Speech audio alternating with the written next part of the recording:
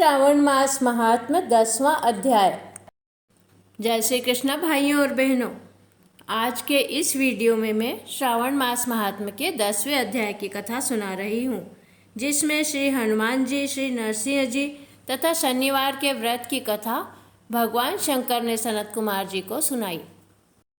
भगवान श्री महादेव सनत कुमार जी से बोले, हे सनत कुमार, अब मैं तुमसे शनिवार के व्रत की विधि कहूँगा, जिसके करने से मनुष्य को मंदता नहीं होती है।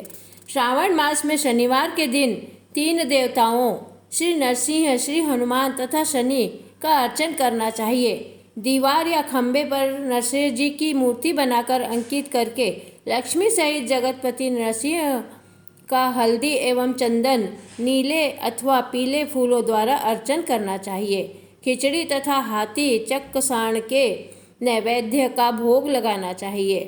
आप भी खिचड़ी आदि का प्रसाद पाकर ब्राह्मण को भोजन करवाकर भगवान नरसिंह को तिलों के तेल या शुद्ध घी से नहलाना चाहिए। शनिवार को सब कामों के लिए तेल को श्रेष्ठ कहा गया है।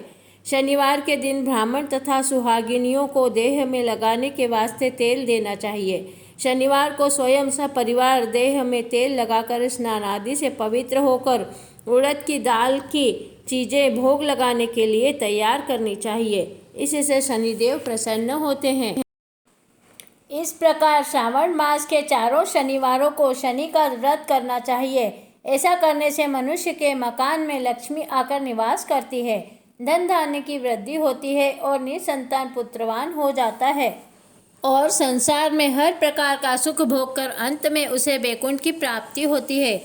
भगवान नरसिंह के वर तथा प्रसाद से उसकी दिगंत व्यापिनी सुंदर कीर्ति होती है।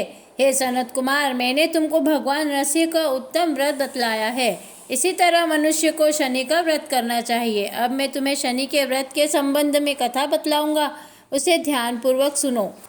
एक लंगड़े ब्राह्मण या उसके न मिलने पर किसी अन्य ब्राह्मण को तिल का तेल मले और गर्म पानी से स्नान करवाकर ऊपर नरसिंह जी के व्रत में बतलाया गया भोजन करवाकर शनि के प्रीत्यर्थ तेल, लोहा, तिल, उड़द तथा कमल का उसको दान करना चाहिए। इससे शनिदेव प्रसन्न होते हैं।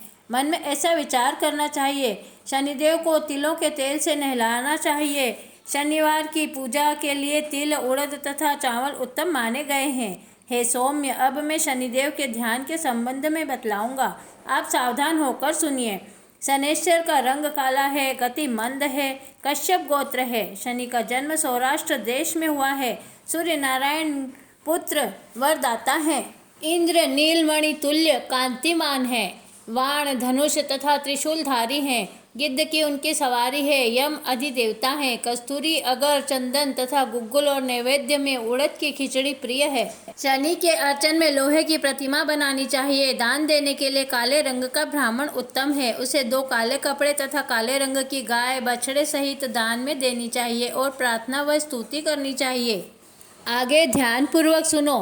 राजा नल का राज्य जब चला गया था तो राजा नल ने शनिदेव की आराधना की थी। शनिदेव ने प्रसन्न होकर उन्हें दोबारा राज्य प्रदान किया था। मनुष्य को चाहिए कि वह इस प्रकार शनिदेव की आराधना कर कहे कि मेरे ऊपर शनिदेव प्रसन्न हो जाइए। नीलांजन के तुल्य कीर्तिमान अतिमंद भ्रामी छाया नामक स्त्री से सूर्य द्वारा उत्पन्न शनिश्चर को मैं नमस्कार करता हूँ। मंडल कोण में स्थित पिंगल नामक शनिदेव को मैं नमस्कार करता हूँ। हे देवेश, मुझे अति दीन पर कृपा कीजिए। इस प्रकार स्तुति द्वारा बारंबार प्रणाम करना चाहिए।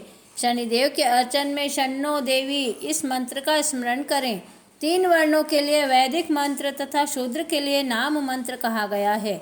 जो प्राणी सावधान मन से विधि द्वारा शनिदेव का अर्चन करता है, उसे स्वप्न में भी किसी प्रकार का भय नहीं सताता है।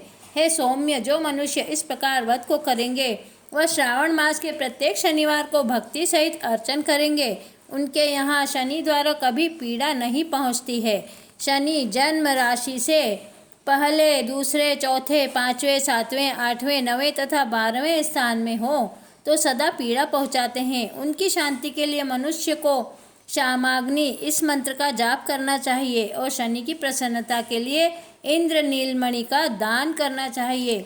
हे विप्र, अब मैं तुम्हें श्री हनुमान जी को प्रसन्न करने की उत्तम विधि बतलाऊंगा। श्रावण मास में शनि के दिन श्री हनुमान जी के प्रीत्यर्थ अभिषेक तिलों के तेल द्वारा रुद्र मंत्रों से करना चाहिए। तेल मिश्रित सिंदूर को उनकी देह में लगाना चाहिए। जपा, अर्क तथा मंदार माला से अर्चन करके नैवेद्य के लिए उड़द के बड़े तथा अन्य उपचारों द्वारा यथाशक्ति और श्रद्धा भक्ति द्वारा पूजन करना चाहिए।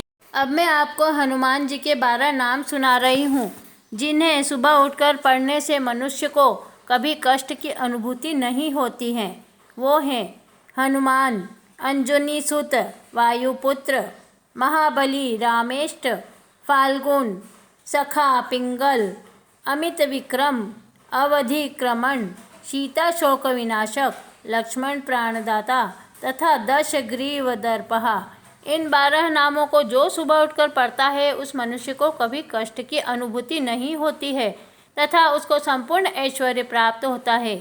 इस प्रकार श्रावण मास के शनिवारों को जो मनुष्य हनुमान जी की आराधना कर लेता है उसका शरीर वज्र के तुल्य सुदृढ़ हो जाता है और कार्य करने में वह तेजवान हो जाता है। वह बुद्धि विवेक से विभूषित हो जाता है। उसके शत्रु नष्ट हो जाते हैं और मित्रों की वृद्धि हो जाती है। श्री हनुमान जी के प्रसाद से वह पराक्रमी तथा वैभवशाली हो जाता है। श्री हनुमान जी के मंदिर में बैठकर जो प्राणी हनुमत कवच का 1 लाख पाठ करता है वह अणिमा आदि सिद्धियों का साधक हो जाता है तथा उसके दर्शन से यक्ष राक्षस भाग खड़े होते हैं। शनिवार को पीपल का स्पर्श तथा अर्चन करना चाहिए। शनिवार को पीपल का स्पर्श करना चाहिए। इसके अलावा और किसी दिन पीपल का स्पर्श बिल्कुल नहीं करना चाहिए। शनिवार को पीपल का स्पर्श करने से सब सिद्धियां बढ़ती हैं। वैसे तो पीपल का अर्चन 7 दिन करना चाहिए, परंतु श्रावण मास में अत्यधिक स्पर्श करना चाहिए। इस प्रकार श्रावण मास के 10वें दिन की कथा में भगवान शंकर ने सनत कुमार जी से शनिवार के दिन शनिदेव, बजरंगबली और नरसिंह जी की आराधना करने का विशेष महत्व बताया है। आज की कथा यहीं समाप्त होती है। श्री शिवाय नमस्तुभ्यं, श्री शिवाय नमस्तुभ्यं, श्री शिवाय नमस्तुभ्यं, श्री शिवाय नमस्तुभ्यं। ओम तत्पुरुषाय विद्महे महादेवाय धीमहि तन्नो रुद्रः प्रचोदयात्। प्रिय भाइयों और बहनों, अगर आज का वीडियो आपको पसंद आया हो तो आप इसे अधिक से अधिक शेयर करें और आपने मेरी चैनल को अभी तक सब्सक्राइब नहीं किया हो तो जल्दी से सब्सक्राइब कर लीजिए। धन्यवाद। जय श्री कृष्णा।